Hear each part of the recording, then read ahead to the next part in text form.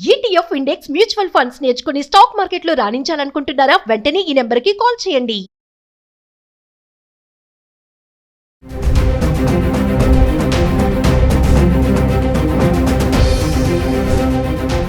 నమస్కారం, నేను మీ అడ్వకేట్ సంగీత.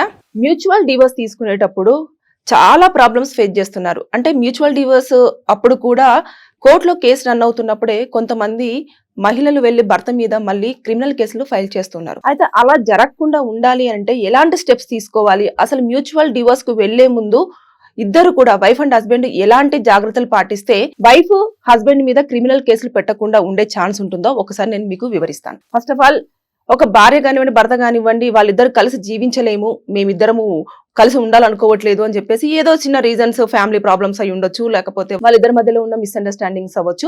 దానివల్ల వాళ్ళు విడాకులు తీసుకోవాలని చెప్పేసి నిర్ణయించుకుంటారు. అప్పటికి వాళ్ళిద్దరికి పిల్లలు ఉన్నారనుకోండి, పిల్లలు ఉంటే ఎలా ఉంటుంది, పిల్లలు లేకపోతే ఎలా ఉంటుంది, వైఫ్ అండ్ హస్బెండ్ మాత్రము ఇద్దరే ఉన్నప్పుడు ఎలా తీసుకోవాలి అనేది నేను మొత్తంగా మీకు ఈ వీడియోలో వివరించే ప్రయత్నం అయితే చేస్తాను. ఎంతమందికి అర్థమవుతుందో నాకైతే తెలియదు, కానీ ఎందుకంటే ఈ కేసులు మళ్ళీ మళ్ళీ మళ్ళీ మళ్ళీ రిపీట్ అవుతూనే ఉన్నాయి. లేడీస్ వెళ్ళి మళ్ళీ హస్బెండ్స్ మీద క్రిమినల్ కేసులు మళ్ళీ ఫైల్ చేస్తూనే ఉన్నారు.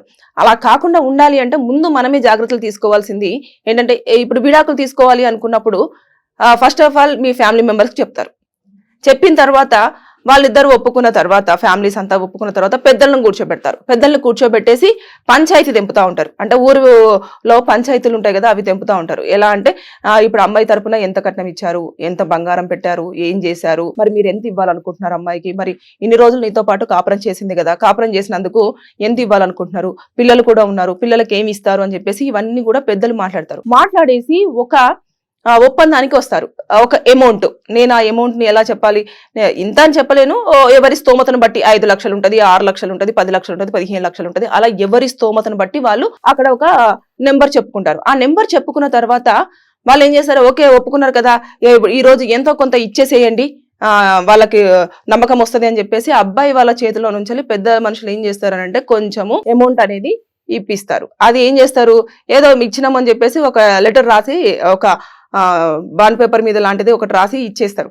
కానీ అందులో ఏమేం పాయింట్స్ పెట్టకపోవడం వల్ల క్రిమినల్ కేసులు ఫైల్ అవుతాయంటే, బేసిక్ గా ఎప్పుడైనా సరే ఒక వ్యక్తి భార్యకు డబ్బులు ఇచ్చేటప్పుడు మాత్రం అందరి సమక్షంలో, ఇలా పెద్ద మనుషుల సమక్షంలో ఇవ్వకూడదు. దయచేసి అలా చేస్తే మీరు అక్కడ ఒక్క రూపాయి కూడా ఇవ్వని కిందనే కన్సిడర్ కావడం జరుగుతుంది. మీరు ఏం చెయ్యాలి అంటే, డబ్బులు ఎప్పుడైనా సరే ఇచ్చే ముందు కంటే కూడా MOU, మెమోరాండమ్ ఆఫ్ అండర్స్టాండింగ్ అనేది ఒక లీగల్ అడ్వైజర్ని కూర్చోబెట్టేసుకొని అందులో పాయింట్స్ అన్ని కూడా రాసుకోవాలి. మాకు ఇన్ని సంవత్సరాల క్రితం పెళ్ళయింది, ఇన్ని సంవత్సరాలు కాపురం చేశాము, ఈ కారణాల వల్ల మేము విడిపోవాలనుకుంటున్నాము, ఇద్దరం అంగీకారంతో మేము మ్యూచువల్ గా డివోర్స్ తీసుకోవాలని ఒక ఒప్పందానికి రావడం జరిగింది. ఈ నేపథ్యంలో మేము అబ్బాయి తరపు నుంచి మేము ఇంత డబ్బులు అమ్మాయికి ఇవ్వాలనుకుంటున్నాము, అది కూడా 2 దఫాలుగా ఇస్తాము, 1 దఫాగా ఇస్తాము అనేది కూడా అక్కడ మెన్షన్ చేసుకోవాలి. అది ఎలా ఇస్తారు అనేది కూడా మీరు మెన్షన్ చేసుకోవాలి. ఒకవేళ పొలం ఉందనుకోండి, పొలం కూడా ఈ పొలం ఈ పేరు మీద ఉంది, ఇందులో నా వాటా ఇంత ఉంది, ఈ నాకు వచ్చే వాటాని కూడా ఎవరైనా కొడుకు కానీ, కూతురు కానీ, లేదంటే భార్య కానీ ఇచ్చేసి ఇంకా వదిలిచ్చేసుకోవాలి అనుకున్నప్పుడు ఈ ఏదైతే ల్యాండ్ ఉంటుందో ఈ ల్యాండ్ ఈ పేరు మీద నుంచి నేను ఈ పేరు మీదకి ఈ పలానా టైంలో పలానా ప్లేస్ లో పలానా వ్యక్తుల మధ్యలో నేను మీకు ఈ మ్యూటేషన్ చేయడం జరుగుతుంది అని చెప్పేసి అందులో మొత్తం ఆ మెమోరాండం అనేది ఎప్పుడూ కూడా చాలా క్లియర్ అండ్ క్లిస్టర్ గా రాసుకోవాలి. అందులో ప్రతి ఒక్క పాయింట్ మెన్షన్ చేసుకోవాలి. ఊరికేనే పెద్ద మనుషులు కూర్చోబెట్టేసి ఒప్పుకోసుకోండి, విడిపోతున్నారు కదా డబ్బులు ఇచ్చేసేయండి అంటే అసలు ఎట్టి పరిస్థితుల్లో మీరు అలా చేయకూడదు. ఎప్పుడైతే డివోర్స్ కి వెళ్తారో మ్యూచువల్ గా, అప్పుడు మీరు ఇప్పుడు ఈ MOU రాసుకుంటారు కదా, ఈ MOUను కూడా కోర్టులో సబ్మిట్ చేస్తారు. ఇదే ప్రైమరీ ఎవిడెన్స్ ఉంటుంది, అంటే మీరు ఎలాంటి ఒప్పందానికి వచ్చారు, ఏం చేశారని. ఇకపోతే అక్కడికి వచ్చిన తర్వాత మీరు అమౌంట్ ఇవ్వాల్సి ఉంటుంది. అమ్మాయికి ఎంత అమౌంట్ మాట్లాడుకున్నారు, ఏమి ఇవ్వాలనుకుంటున్నారు అనేది అందులో మెన్షన్ చేస్తారు కదా. అప్పుడు క్యాష్ రూపేనా బయట ఇచ్చారంటే వాళ్ళు ఇవ్వలేరని చెప్పేస్తారు. ఎలాంటి ప్రూఫ్ ఉంటుంది, క్యాష్ ఇచ్చినా చెక్ ఇచ్చినా సరే ఎట్టి పరిస్థితుల్లో అది మీరు ఇవ్వని కిందనే కన్సిడర్ అవుతుంది. సో మీరు ఎప్పుడు కూడా ఆ అమ్మాయి పేరు మీద DD తీసి జడ్జి గారి ముందే అంటే ముందు తీసుకొని వాళ్ళకి ఇచ్చేసి అది రాసుకోవాలి. అక్కడ కూడా నేను ఇంత పలానా అమౌంట్ లో ఒక మెమోరాండం రాసుకున్నారు కదా మీరు, అంటే పెద్దల సమక్షంలో ఒక లీగల్ అడ్వైజర్ దగ్గర, అది నేపథ్యంలో మీరు ఒక దాదాపుగా ఒక 15 లక్షలు రాసుకున్నారు అనుకోండి. 15 లక్షల్లో ఇప్పుడు ఎంత ఇస్తున్నారు, ఒక 5 లక్షల వరకు ఇస్తున్నారంటే 5 లక్షలకు సంబంధించిన DD అనేది పలానా అమ్మాయి పేరు మీద ఇవ్వడం జరుగుతుంది, మిగిలిన అమౌంట్ నేను ఆర్డర్ పాస్ అయినప్పుడు ఇస్తాను, డివోర్స్ ఆర్డర్ ఎప్పుడైతే పాస్ అవుతుందో నేను అప్పుడు మొత్తం క్లియర్ గా చేసుకుంటాను అని చెప్పేసి అందులో మెన్షన్ చేసి మళ్ళీ ఒక MOU అనేది సబ్మిట్ చేస్తారు. అంటే మిగతా అమౌంట్ ముట్టాలి, ఇంత సగం అమౌంట్ ముట్టింది అని చెప్పేసి. సో అలా కాకుండా ముందుగానే మీరు గనుక మొత్తం బయటనే క్లియర్ చేసుకొని రావాలి అనుకున్నప్పుడు మాత్రం ఎవ్రీథింగ్ డన్, లీగల్ అడ్వైజర్ మధ్యలోనే కూర్చొని మీరు అన్ని రాసుకోవాలి. ఏమేమి ఇచ్చారు, ఏంటి ఇచ్చారు, ఎన్ని తులాల బంగారం ఆ అమ్మాయి పెట్టడం జరిగింది, అవన్నీ రిటర్న్ చేశారు, ఎవ్రీథింగ్ విత్ ప్రూఫ్స్ తో సహా మీరు పెట్టుకొని దాన్ని కోర్టులో సబ్మిట్ చేయాల్సి ఉంటుంది. కొంతమంది అమ్మాయిలు ఏం చేస్తారు అని అంటే డీడీ మాత్రం కంపల్సరీ తీసుకొని కోర్టులో ఇచ్చేస్తే జడ్జి పిలుస్తారు. పిలిచి అమ్మాయి తన దగ్గర నుంచి నీకు డబ్బులు అందినాయా అంటే అందాయి, ఎంత అందాయి, ఇంత అందాయి, ఆవిడ దగ్గర నుంచి జడ్జి గారు కన్ఫర్మేషన్ తీసుకుంటారు. తీసుకున్న తర్వాత ఓకే అంతగా ఓకే కదా అని చెప్పేసి అనుకున్నప్పుడే అప్పుడు ఏదైతే డివోర్స్ ఉంటుందో ఆర్డర్స్ పాస్ చేయడం జరుగుతుంది. ఒక హియరింగ్ తర్వాత నెక్స్ట్ మీకు ఆర్డర్స్ అనేవి మీ డివోర్స్ ఆర్డర్ అనేది రావడం జరుగుతుంది. కానీ చాలా మంది చేసే మిస్టేక్ ఏంటంటే ఎలాంటి ప్రూఫ్ లేకుండా ఆవేశంలో ఇదిగో నీ డబ్బులు నీకు పడేస్తున్నాను, తీసుకో, నాకు విడాకులు ఇచ్చేసే అని చెప్పేసి అంటారు. మీరు మనీ రూపైన డబ్బులు ఇచ్చినప్పుడు అది ఎలాంటి ప్రూఫ్ ఉండదు కాబట్టి ఆవిడ డబ్బులు తీసుకొని ఏమంటది, నాకు ఒక్క రూపాయి కూడా అందలేదు, నేను ఒక్క రూపాయి కూడా నా భర్త నుంచి పొందలేదు, నాకు ఇన్ని డబ్బులు కావాలి అని చెప్పేసి చెప్పడం జరుగుతుంది. సో ఇది చాలా నష్టం. వెళ్ళేసి మళ్ళీ పోలీస్ స్టేషన్ లో ఏం చేస్తుంది, ఇప్పుడున్న BNS సెక్షన్ 85 ప్రకారంగా కేసు ఫైల్ చేస్తుంది. ఇప్పుడున్న BNS 85 ప్రకారం గైడ్ లైన్స్ రాలేదు, ఇది కాంప్రమైజ్ అయ్యే కేసు అని చెప్పేసి కాంప్రమైజ్ కు పర్మిషన్ లేదు. అందుకని జడ్జి గారు ఏం చేస్తారు, ఇది కాంప్రమైజ్ కాదు అని చెప్పేసి చాలా క్లియర్ గా చెప్పేస్తారు. లోకల్ కోర్టులో అన్నిట్లలో కూడా అదే నడుస్తుంది. కాంప్రమైజ్ అవుతాము అని చెప్పేసి అనుకున్నా కూడా ఇప్పుడు ఆవేశంగా వస్తారు, డివోర్స్ అని వేస్తారు.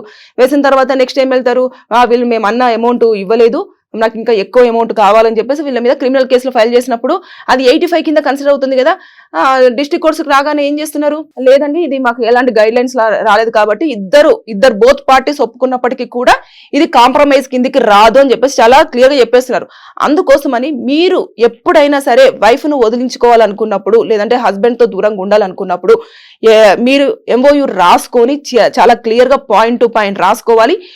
రాసుకున్నప్పుడు అడ్వకేట్ గారి సిగ్నేచర్ తీసుకోండి, అక్కడున్న ఎవరైతే సాక్షులు ఉంటారో ఆ సాక్షుల సంతకాలు తీసుకోండి. Both parties wife and husband ఇద్దరు కూడా అక్కడ సంతకం చేసేసి ఆ MOUను మీ దగ్గర పెట్టేసుకొని డివోర్స్ కు వెళ్ళినప్పుడు దాన్ని కూడా మీ డివోర్స్ డ్రాఫ్ట్ తో పాటు దీన్ని కూడా MOUను సబ్మిట్ చేయాల్సి ఉంటుంది.